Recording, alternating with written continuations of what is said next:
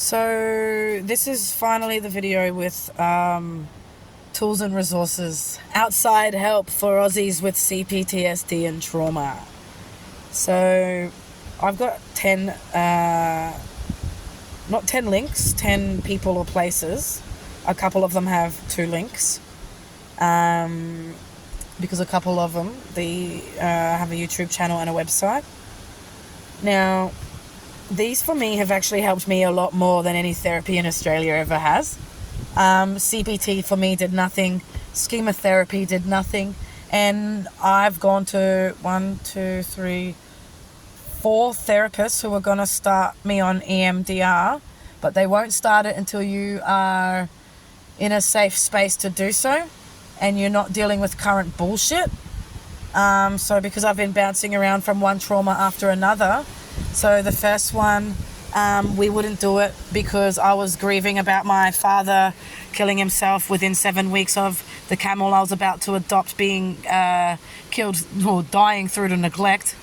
And that was made me really sick, and that took over the therapy, so we never did EMDR. And we did CBT. And then the next one, I was in a toxic relationship, and that took all my therapy. When you're getting dragged by a car and trying to stop your ex from shoving a whole cheesecake down their child's throat to teach them a lesson on greed, you don't have time to start EMDR. And you're in a big city of stimulation. I was in Sydney and it just, I was not in a safe space for EMDR. Then I went to Daylesford and I was going to start EMDMR there, but the thing happened with the herbalist, and I was dealing with everyone in town thinking that I was a drug addict and not being able to get help anywhere that I went there, but being too sick to leave. I tried to pack up my caravan just to get out of there, but I was too sick and I couldn't. But then I got kicked out of town and I wasn't allowed there, so I had to leave. But I was sick and I was having accidents and getting into situations. I was homeless for 8 months, lining up with meth heads, so I wasn't able to do EMDR then because I was dealing with being homeless and lining up with meth heads and having a breakdown and losing my rabbits and going to court and having police pull me over for tickets waiting for me and all that sort of stuff. I was going to every accommodation I went to, things were perfect, and then something random would happen. They would get a phone call and they would go all weird, and then I would have to go, and it was all this weird stuff, and I was dealing with that. So then I got the new therapist, and that was the last one. I haven't been able to get a therapist since because I've had no money. Yeah, so that's, what's that, 3? 1, 2, 3, 4. 4 therapists that I tried to get EMDR with. And even if I found a therapist now, if I had money, there's so much stuff to touch on before we'd start EMDR. Sorry, I dropped my other phone. Before anyone's like, what is she talking about? She's homeless with no money. She's got 2 phones. The one I'm holding is from 6-7 years ago or something. I don't even know how old. And it doesn't have a SIM tray, so I can't use it out and about. I use it for recording, and I Bluetooth it through to the other phone. The one that I use is cheap. It wasn't bought for me, and I've dropped it so many times. It's been wet, and I once threw it in a trigger. It's freezing all the time, and it's going to die very soon. I don't have my laptop anymore. The first one was sold, then I got a cheap one, and that broke because I got a fright. And when I got a fright, I jumped so hard that the laptop flew off me and smashed. So I want you guys to know that sometimes things might not add up or make sense. I'm not a fucking liar. There is always going to be an explanation, because I know that there are people out there trying to catch me out on stuff to discredit me so that they can look like a victim rather than owning what they've done. But I couldn't give a fuck, because I am transparent. The only thing I will ever lie about or hold from people is safety stuff, people's names, locations. When I am ready to live in my caravan, I won't be announcing it on here to be a sitting duck for people who want me to, you know, be harmed or be, you know, to be quietened. So I'm not gonna say anything. Side note, people with C-PTSD have such shit memories, and we're people pleasers and we're scared of conflict, that we unless you have someone who's got some sort of other issue that involves lying and they're just not a good person in general, majority of people with C-PTSD, you need to understand that lying is something that most of us aren't even capable of, because we've endured so much abuse and we're so scared of so many things that could happen to us if we ever do anything wrong, that we actually live like we're under Big Brother. So yes, we have good hearts and we want to help and be a good person, but a lot of the time we're so fucking scared of stepping a foot out. You probably don't believe that about me because of how angry I am. It's called human beings have limits. Anyway, so these are videos on YouTube. This one is called Somatic Skills with Emily, but she also has a website. What I'll do, I've made a list of the links on a Word doc. I'll copy and paste that to the description of this video when I'm uploading it. So Emily Winter is a somatic experiencing practitioner, trauma specialist, yoga instructor, and training facilitator. Emily offers sessions and trainings online worldwide. So I wanted to show you something. Somatic experiencing, this blurb on here, is a body-orientated method to discharge traumatic stress energy and bring the nervous system into a state of balance, regulation, and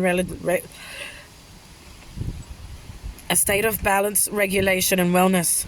Developed by renowned trauma researcher Dr. Peter Levine, SE, has over 45 years of successful clinical application in the treatment of shock and developmental trauma. I can read, guys. I was a straight A student when it came to English at school. I am struggling.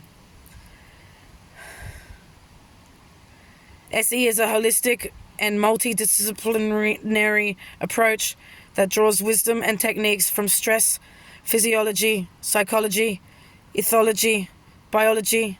Whoa! Do I just feel a song coming on?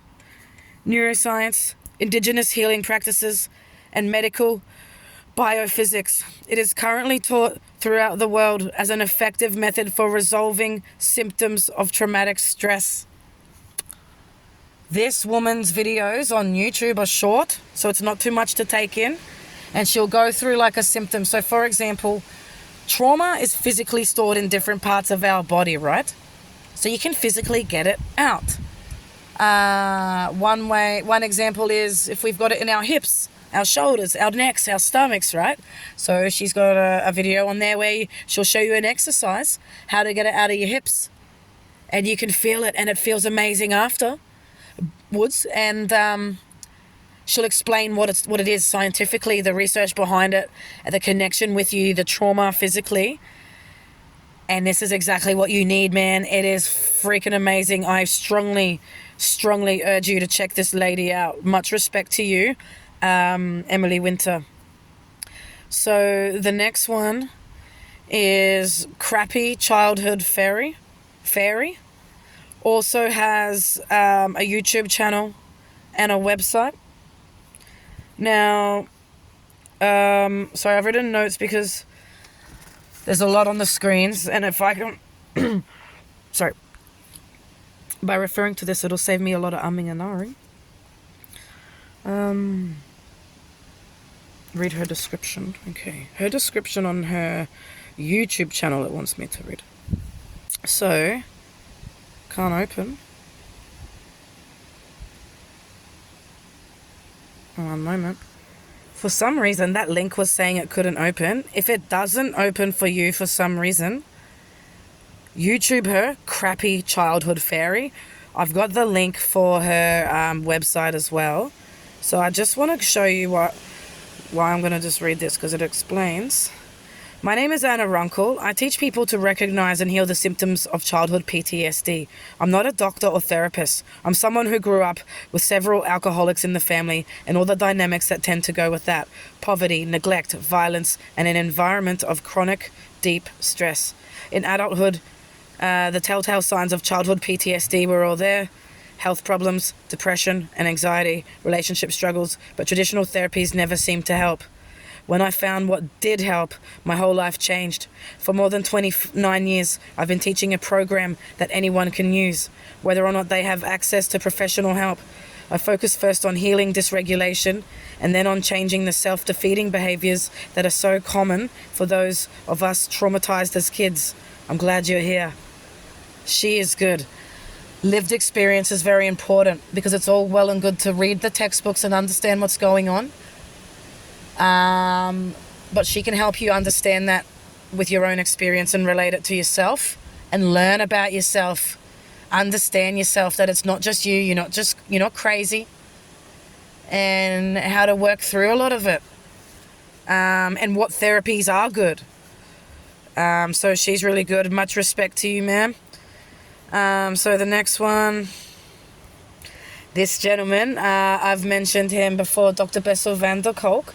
He is a Dutch therapist. He was born in 1953 in the Netherlands, in The Hague. He is a researcher, an author. You may have heard of the book, The Body Keeps the Score. His name is all over a lot of the trauma centers. He's in Boston, in the UK, like in America, in Europe. He works alongside a lot of people who have been researching this in labs. He's been doing this since the 70s. He understands trauma, and I have a lot of respect for this man. It is actually better to just go on YouTube and type his name. He has so many videos and interviews and things, but I've also put the website of his.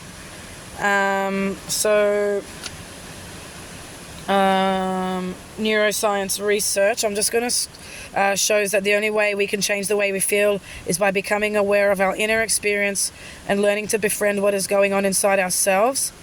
Being able to feel safe with other people is probably the single most important aspect of mental health. Safe connections are fundamental to meaningful and satisfying lives. Bessel van der Kolk, MD, has spent his professional life studying how children and adults adapt to traumatic experiences. He translates emerging findings from neuroscience and attachment research to develop this and study a range of effective treatments for traumatic stress and developmental trauma in children and adults. And it just goes on about different things that he studied and researched, therapies, treatments, trials, certifications on this, that, and the other, conversations, interviews. Like, this man is almost like a god in the world of trauma. He's going to be 82 in July. We need to title him. Thank you, Mr. Van der Kolk, sir. That is life-changing. His name is the name I was referring to when I read out the email, comparing that I got the response from a trauma recovery centre in the UK called Chiron, which is also on my list soon, because they offer such a different experience for trauma recovery treatment centres over there to here. When you go to one here or you look up, it's basically a fucking spa, a health retreat for you rich wankers who need a time out from all your bullying and stealing and murdering. Like, fuck. Oh, I need a break. I've given out so many benzos and I can't hear any more whinging. Jesus Christ. My pool man is sick, complaining of diarrhea. So lazy. Yeah, go and have a break. They've got therapists there. Oh, yeah, do some CBT. That'll fix your trauma.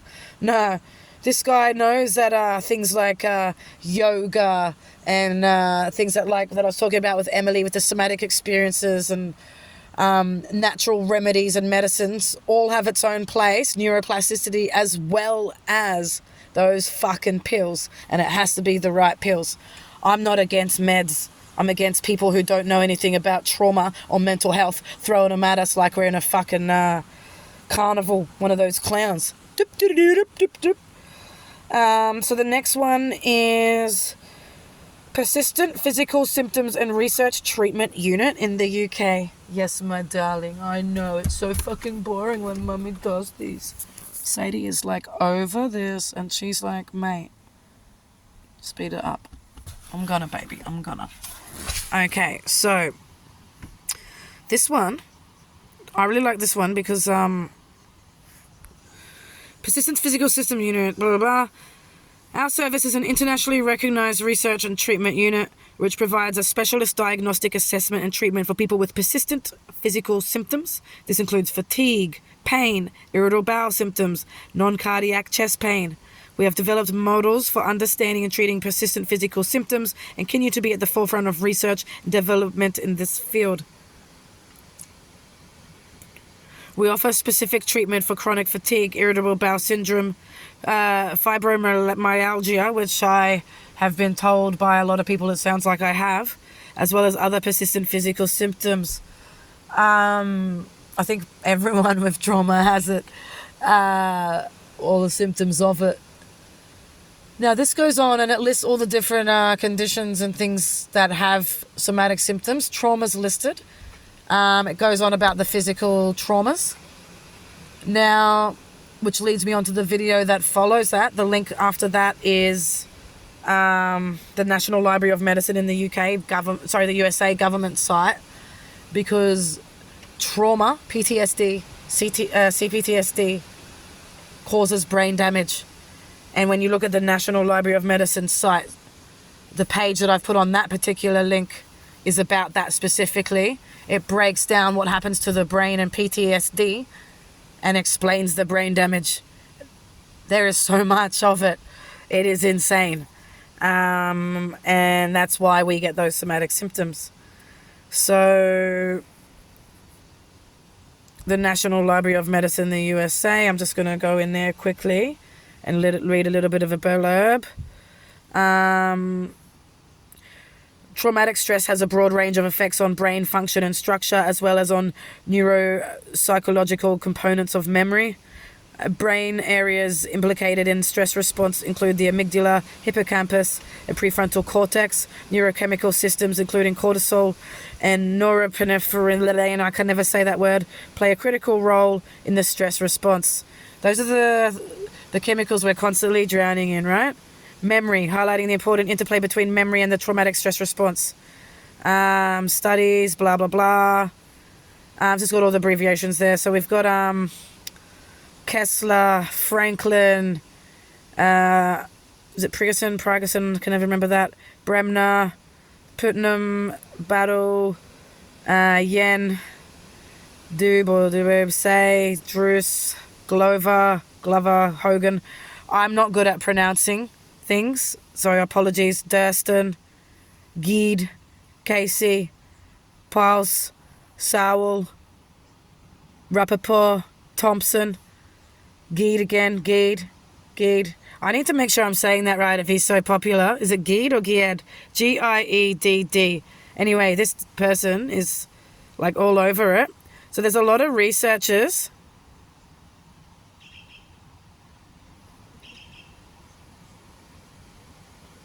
all over this. I'm just looking at these people's names, referencing all these people who have been studying it for years. You know what I mean? Like, they've been, and it goes on and on. Sorry, I'm just trying to get out of the list of people. No. Okay.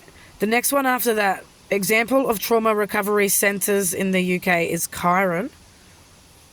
Now, I wanted to go into there because that response in that email told us that there's an Aussie over there getting treatment because they can't get help here. And they offer services internationally because of the lack of services available overseas. Now, we offer spas and health retreats with therapists. Mindfulness, that's how they tell us to deal with trauma. Places like Chiron run, on information from people like Van der Kolk. They're doing things like neuroplasticity and, sorry, I need to cough, mind-body connection, somatic symptoms, focus, and all that sort of stuff. So neuroplasticity is a term that you may have heard in relation to trauma treatment. Discusses how the brain changes and adapts to how new pathways can be created in response to trauma and recovery. The brain is home to around 100 billion neurons. Initially, scientists thought that the creation of new neurons stopped soon after birth, but it has since been proven that the brain can create... Hang on. It has since been proven that the brain can create new pathways, neurons, and connections throughout life. This is the concept of neuroplasticity, the ability of the brain to create new pathways and neurons. Okay, thank you. Sorry. It's like we have to get into that focus. That's why sometimes you'll notice people with trauma will talk fast or seem hyper-focused. That whole spectrum debate I blab on about. We have a small window of being able to do stuff, and we just need to slam it. I'm going to side note this for a second. One big thing I have is interruption, because we are hanging on by a thread. If you're trying to just walk from here to the toilet and something happens and you can't get to the toilet, that pause, that interruption is going to cause something inside of me, because I have sensory issues. My bladder doesn't tell me that I need to toilet soon. It tells me that I need it right fucking now, and it's emergent. And the sensory things are happening and doing things to my burning and my nerves, and weirdness starts happening. And all I can do in that very second is go to the toilet. I have to go. And all my energy, all my might, even if I'm half dead and I'm carrying a severed leg in my hand because I can't move, I will lunge and plunge and ninja parkour over to the toilet. Anything that happens that gets in that way in that very second will trigger me and I'll come undone. So there are going to be times where you're going to see me read really fast, like in the zone. It's because my brain, I can feel it. If I stop, I'm going to lose it. I had to explain that to tell you why I do that. And then it goes on to explain the different types of plasticity, trauma and the brain, neuroplasticity and trauma, and all these natural things that help you, like seeking enrichment, exercising, rest. So this is all at a trauma center that you just go to heal from trauma, like you would if you were going to go to somewhere like Retreat South in Victoria, which, by the way, I'm going to side note this. If you have C-PTSD, don't waste your time even trying to call there. I will put a whole new video about calling the trauma centers of this country just to get information on another video. It's not just them, it's everywhere. Holy moly. Okay, so they don't even respond to emails. The UK did. I only wrote to her and she wrote back, so that's 100% reply rate of trauma centers in the UK. Thank you. Okay, so the next one is PTSD UK. They are really good. I've got this one here. They've got so much information. I've got this particular page because it's sensory overload and physical symptoms of trauma. How people with PTSD can develop hearing and sound difficulties. One of many distressing aspects of PTSD is struggling with sensory distortions, especially difficulties with hearing or processing sound. It's the sort of thing that's hard to explain to other people, yet it can have a profound impact on everyday life. Post-traumatic stress disorder is a very complex condition. Symptoms and their impacts are extremely diverse and always a personal experience.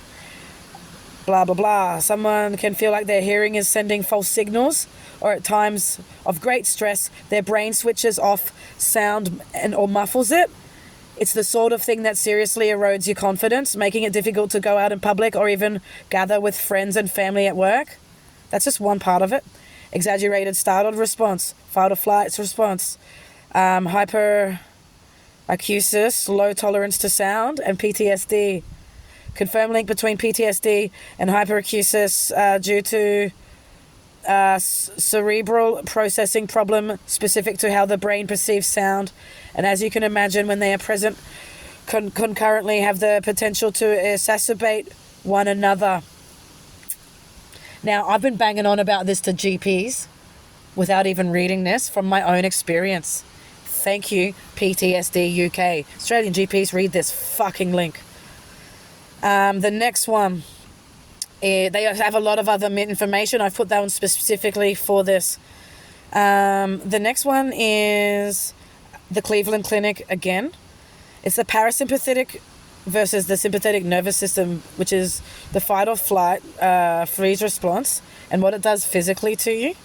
So it breaks it down. The sympathetic nervous system, what it is. It activates fight or flight response, then it talks about the functioning of what it does.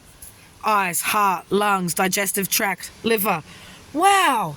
Isn't it funny that those are the same health conditions we have and complain about? That you give us antipsychotics because you literally say the words, and I'm going to quote a doctor. The doctor I saw in Victoria, the GP, who was giving me blood tests, pap smears. She wanted me to I got an STD check, by the way, clean. Thanks, guys. Already fucking knew that. She gave me the wrong stool test when I was nagging for a stool test. And then when I was going to get the right one, it was too late because I had the flare up with this herbalist in town. I went back in. She wasn't there. And then all the other doctors thought I was on drugs. I got triggered out. They thought I was on drugs, saw that I couldn't walk, and were quite happy for me to run out, unable to see or walk and drive my car. I went to the hospital. They asked me if I was on drugs, so I just ran out crying, passed a bunch of people who sidestepped me, got into my car, drove like a lunatic, don't know how I got back to the caravan, and just lay there in my own piss and vomit, crying, shaking, seizing, too scared to go out in the community. It's all over here. If the GPs had this information in Australia, I would never have had that experience. Never would have had that experience. So it explains all the things that happen. So, and that what happens when you're in fight or flight. So what shits us off, what heightens. And if you're stuck in fight or flight, that means you're going to have issues with all of those organs, right? Now, the last link I put was just me. I put into Google, why don't WHO, as in the World Health Organization, use the DSM-5? And I just wanted to put that in, and I put that to give you all the answers that are coming up, because it's showing you all these, it's just basically showing you that the DSM-5 is controversial. Everyone's fighting about whether it should be used or not, and it's getting a lot of slack, and there's just debates and forums and fights about it. And the first thing you see at the top, the AI overview of everything that comes up. The World Health Organization does not primarily use the DSM-5 because they have their own internationally recognized diagnostic system called the International Classification of Diseases. C-PTSD is in it, which is considered the standard for global health data collection and diagnosis, including mental health disorders. Essentially, the ICD is the WHO's preferred tool for classifying diseases, making the DSM-5 largely unnecessary for their purposes. Different origins. The DSM-5 is published by the American Psychiatric Association and primarily used in the United States, while the ICD is developed by the WHO and used globally. And it's funny because even though it's American and they use it in America, they're not so stupid that they only use it because they have C-PTSD. It gets diagnosed, it's recognized, and they've got people like Dr. Van der Kolk over there working in labs and centers and helping people with it. Focus on standardization, the WHO, blah, blah, potential limitations of DSM-5. Critics argue that the DSM-5 may not be culturally sensitive enough for diverse populations worldwide, making the ICD a more suitable option. So then you just scroll down and it's just like, it's got all these different like things like debunking it, forum discussions, why is it in debate, controversial topics, frequently asked questions, caution, should it be used as a tool, blah, why is there such a fuss, fractures in the framework, poor DSM-5, so misunderstood, critique. Like, it just shows you that Australia should not be using this book. So Australia, everyone who has C-PTSD, there are a lot of ways that you can get information to help yourself. For people who work in the health system, you need to read and study this so that you can stop killing the people you are getting paid crazy amounts to help.